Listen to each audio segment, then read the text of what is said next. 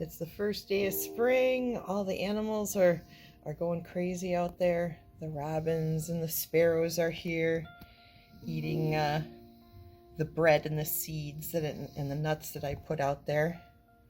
The squirrels have been coming too. And it's just exciting. It's like all the animals know that it is spring, and that makes me so happy. It makes me so very happy to see them. And then there's Crosby. Oh, Crosby. Are you so sleepy? Get that camera out of my face. So I know I said that I probably wouldn't be doing any videos this week.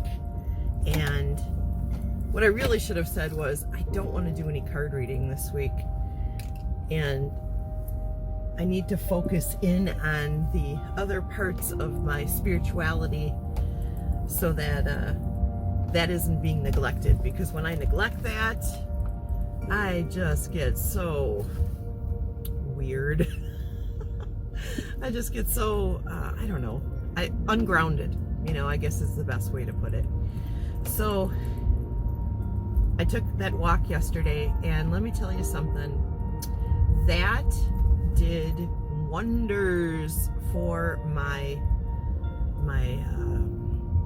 spiritual well-being and my physical well-being, and I mean mind, body, and spirit. That was like the best thing I could have done, was go out and take that walk. You know, it was a lovely first day of spring, and it really just brightened me, you know. Chrissy too. Chrissy really enjoyed it too. And you know, her and I like made a pact that this year we're going to do as much in nature as absolutely possible. You know, last year I wasn't feeling good because I had this cancer thing going on and I didn't realize it. And, you know, I wish I would have I wish I would have listened to my body and pursued figuring out what was going on long before what I did. You know, I'm a stubborn old German lady who's like, I'll be fine. Oh, my leg fell off. It's fine. You know, that's how I tend to be.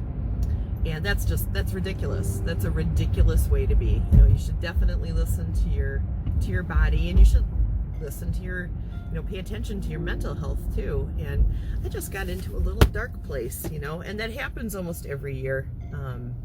Towards the beginning of spring, I always have like kind of a bout of depression, and I'm sure it has everything to do with the lack of sunlight, because once daylight savings happens and spring comes and there's more sunshine, I'm fine.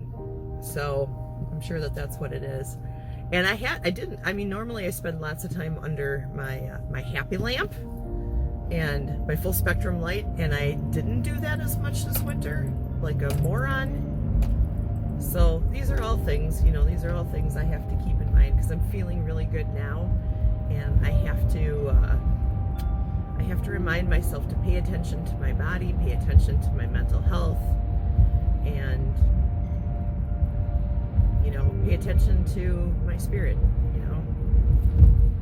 So, but that walk yesterday was amazing, and I highly recommend that if you guys have the opportunity this week, get out into nature, connect with nature. You know, if you really want to be spiritually grounded, you have to do more than just watch card readers, you guys. You do. And as much as I enjoy that, and I enjoy doing it, there's so much more. That can't be the be all and end all to your spiritual existence. That isn't going to feed you the way that you need to be. Your spirit needs to be fed, you know. So you need to find your own way, and I'm not going to tell you how to do it, but I am going to tell you how I do it. And I get out into nature. I ground myself in nature. I mean, nothing connects me to the divine and to the planet and to humanity like getting out into nature, because nature connects to everything, right? The roots of the tree go down, the branches of the tree go up, right? That's why, like in the Norse faith, You know, in the faith of the northern traditions, you know, they give so much reverence to the trees. You know, their roots run deep and their branches go high and touch everything, you know, touch everything. And like my friend Katie on Katie Moonchild's World likes to say, you know, the organisms and fungi and bacteria and everything that is in the ground, that all connects and touches, and then touches the trees and touches the other plants. And so when you're out in nature, you're literally connecting with everything, especially if you take off your shoes and put your feet in the dirt. You are literally connecting to everything on this planet. And that is a powerful, powerful feeling. And if you can do that while you're standing next to a river or some kind of flowage, you're going to feel it even more. I mean, that's like where you can begin your spiritual journey. And it's powerful and it's moving and it's wonderful, you know? And then when being out in nature can make you feel a little small sometimes, right? You know, you look at like everything around you is so much bigger than you. But the size doesn't matter. It really doesn't in the case of nature, you know, from the tiniest microorganism to the largest mountain, you know, everything spiritually is the same. We're all made from the same stuff. The plants, the animals, us, everything. We're all made from the same stuff. And that's humbling. It's powerful. Man, when you're talking about manifestation, you can glean from all that. You can glean from all that power, you know, and mold it into your vision and then manifest it. And I do that all the time, you guys. And you can do it too. You got it. You got the power.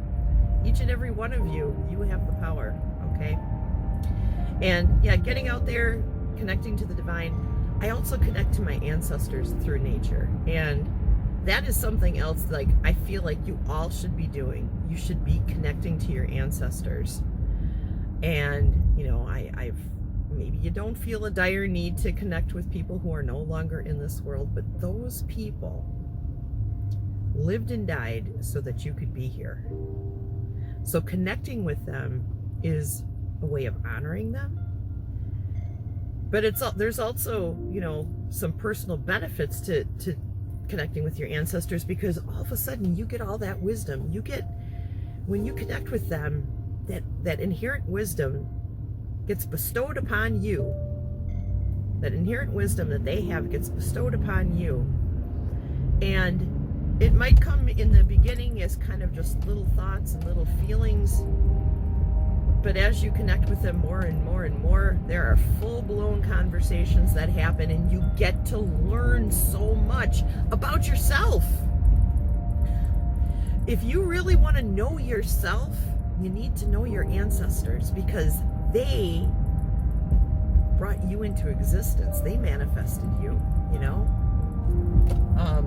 And of course you manifest yourself. You know, you have those conversations while you're in spirit, sign those contracts, decide what you want to learn in this world, and go and do it. But all of that rolls out as the result of what your ancestors have done. So speaking with them, the good, the bad, and the ugly, okay? Speaking with them really helps you get to know yourself. And I want every one of you to know yourself. And then what you can do is, once you find out from whence you came, all right, you can start putting your feet into the dirt that they walked upon. You know, I'm very fortunate because several generations of my family were here in Milwaukee, so that's where I started, okay? I started with them on my father's side and my mother's side. I know very well now all the fishermen, engineers, police officers, and preachers that my family were, you know? I've gotten to know that about them, and it's helped me understand me so much more, you know? You could do that too. And then you can go back even further and back even further. And you don't have to know exactly the city that your family came from or the tribe they came from. All you need to know is the general area, and you can go, you can save up your money, and you can go and you can put your feet in that dirt too and get even more.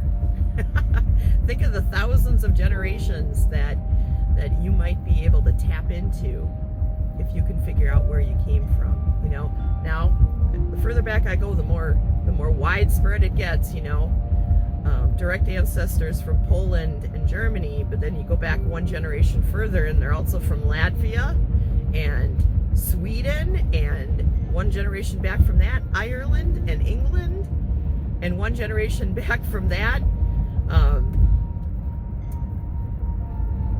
Prussia. Oh no, actually Prussia's in there earlier, but you get what I'm saying, right? So yeah, so connect with your ancestors, get opened up, understand where you came from, and just really build your spirituality up. I think that you will absolutely love it. I think you'll love the journey that you take. I'd love to see you all do that. And that's what I'm going to be talking about this week. I'm going to have these little rides into work, and I'm going to take you along, and we're going to just talk. We're going to just talk about these things. And eventually I hope to start doing lives where we can have like one-on-one conversations about this stuff. I want to help you guys like increase your spiritual lives, you know, bring a richness to it that maybe you're longing for. So anyways, I hope you all have a great day. Thanks for watching. I will talk to you all again real soon. Mwah! I love you. Hang on to the steering wheel. Okay, bye-bye.